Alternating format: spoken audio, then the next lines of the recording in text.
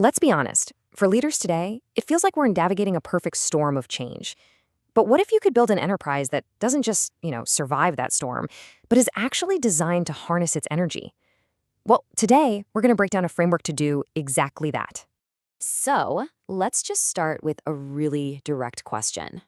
I want you to think about your organization, your team. Is it truly built to last? Is it really ready for whatever's coming next? It's a tough question, for sure, but it's probably the most important one any leader can be asking right now. The answer, it turns out, lies in getting a handle on three incredibly powerful forces that are all converging at this very moment. And if you can master these, you basically have the blueprint for a truly future-ready organization. This brings us to this really great metaphor: the modern leader as a conductor. Think about it. Their job isn't to play every instrument themselves, right? It's to harmonize these distinct, powerful forces into one single, coherent strategy that just works. So let's meet the first section of our orchestra. This is force number one: the people. The actual talent, the workforce, the human element that's really at the heart of every single enterprise. The talent pool today is just fundamentally different. We've got totally new demographics, the explosion of the gig economy, and of course, the now standard expectation of hybrid work. All of this is completely rewriting what people even want from a job in the first place. And what this does is it creates this whole new contract between talent and companies. It's not just about the skills you need anymore. Leaders now have to anticipate the cultural demands of this new workforce. They want flexibility, they want purpose, and they absolutely demand inclusivity.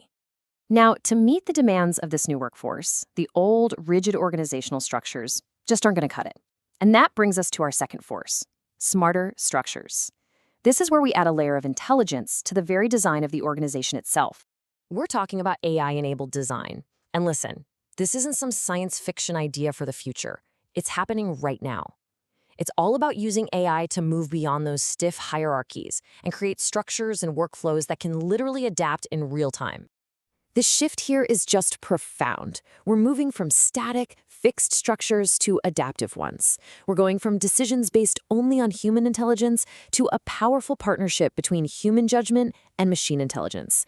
And this lets our leadership become predictive, not just constantly reacting to things. And here's the crucial point, okay? This is not about AI replacing managers, not at all. It's about augmenting leadership.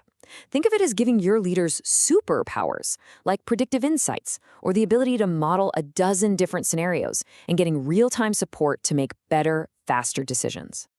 Okay, so you've got the right people, and you've got this intelligent, adaptive structure. But how do you connect them? How do you make it all work together? Well, that brings us to our third and final force: connected teams. This is all about the technology and the rules that allow for truly effective collaboration. Success here is really a two-part play. First, of course, you need the right technology for collaboration. But honestly, that's only half the battle. You have to pair that tech with really clear policy frameworks. And these policies are absolutely critical. They're the guardrails. They safeguard against all the potential pitfalls of technology. They make sure there is equity, they protect people's privacy, and they maintain a sustainable level of productivity. And maybe most importantly, they create psychological safety, that feeling that it's okay to take risks and be vulnerable, which is so, so important in a digital-first world. So there we have it, our three forces: shifting people, smartest structures, and connected teams. Now for the most important part: how does the leader, our agile conductor, bring them all together into a single harmonious strategy? This is where we have to redefine agility. For so long, it's just been a buzzword for reacting quickly. But that's not what we're talking about. We're talking about an embedded discipline. It means designing the whole enterprise from the ground up to actually thrive in uncertainty and to scale whenever an opportunity pops up. It's proactive, not reactive. And this right here brings us to the CXO agility framework, which puts it all together beautifully. Notice the pattern here, right?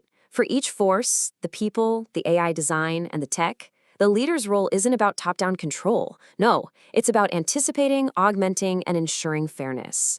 This isn't just a new to-do list. It's a fundamental shift in the whole philosophy of leadership. So, we'll end with a question for you to chew on. Of these three forces, the people, the AI-driven structures, and the technology connecting them, which one do you think is going to be the most disruptive for your industry over the next 5 years? Your answer to that question, well, that's going to tell you exactly where you, as the conductor, need to focus first.